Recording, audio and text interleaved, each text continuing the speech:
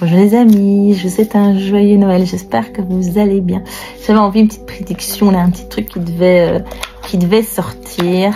Alors je sais pas pourquoi, voilà, c'est collectif sûrement. Encore. Oui, plein de choses. Là je peux enlever. Non, ok. Voilà, tortue. Restez calme dans des moments de grande tempête. Cultivez la paix et l'esprit comme une création harmonieuse avec ton entourage. J'ai l'impression qu'il y a deux, voilà, dans les tendances dans le prédictif ici, deux tendances. Une tendance, voilà, liée à la joie et à l'élévation, et une tendance liée à une forme d'isolement dans le travail. C'est pas négatif, hein.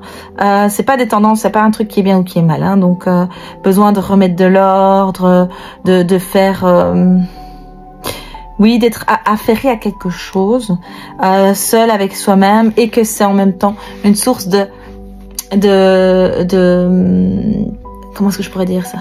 Ça met de l'ordre et c'est un bon départ, et c'est très ressourçant de le faire. Ça amène beaucoup de sérénité.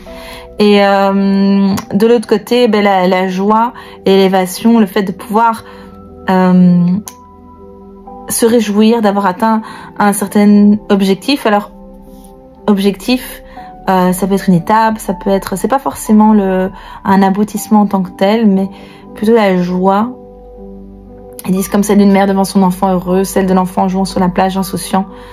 C'est que du texte, hein. C'est le petit oracle de l'arbre de vie. Donc voilà. Mais il y a une forme de calme malgré tout.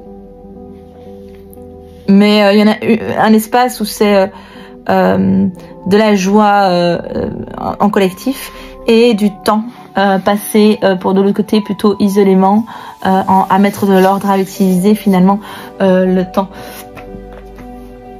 pour d'autres choses. Peut-être une invitation pour ceux qui ne peuvent pas, pour des raisons X ou Y, ne pas être dans les festivités de Noël, ne pas être en famille, ne pas, voilà, l'idée de mettre son énergie, son focus sur d'autres choses, que le fait de faire d'autres choses vont t'amener de la sérénité, vont te permettre d'entreprendre. Alors voilà, c'est les fêtes, hein, c'est Noël, c'est Nouvel An, il y a vraiment une accessibilité. Non, ici c'est le bonheur, mais j'ai l'impression que c'est arriver à attraper la couronne, attraper l'étoile soi-même par rapport à ce qu'on fait. Donc il y a vraiment une invitation à optimiser ce temps, oui. Faire preuve de sagesse. Donc la sagesse, c'est de faire avec ce qu'on a et pas regretter ce qu'on n'a pas. Et donc voilà, même si voilà, peut-être que toi qui regardes, tu regrettes de pas être en famille là tout de suite, de pas pouvoir fêter les choses comme tu le souhaiterais.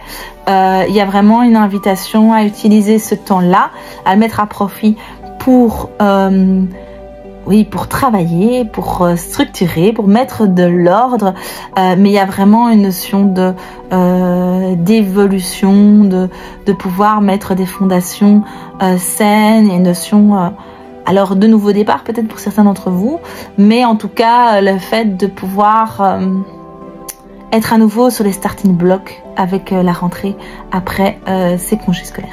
Donc voilà, j'espère que ça vous aura parlé pour cette petite guidance minute là. J'ai senti un besoin, donc voilà, j'ai partagé avec vous. Donc voilà, il y a vraiment cette notion de accepter ce qu'on ne peut changer et transformer un petit peu le plomb en or. Donc transformer ce temps finalement qu'on ne peut pas passer nécessairement avec nos proches, ou pas autant qu'on le voudrait, ou pas dans le contexte. Bref, utiliser ce temps-là soit avec soi pour oui, pour mettre de l'ordre. Alors ça peut être du travail vraiment pur, hein, mais ça peut être des travaux dans la maison, ça peut être voilà, ce qui fait sens pour vous, mais pour amener vers autre chose. Donc voilà, j'espère que ça vous aura aidé. À bientôt.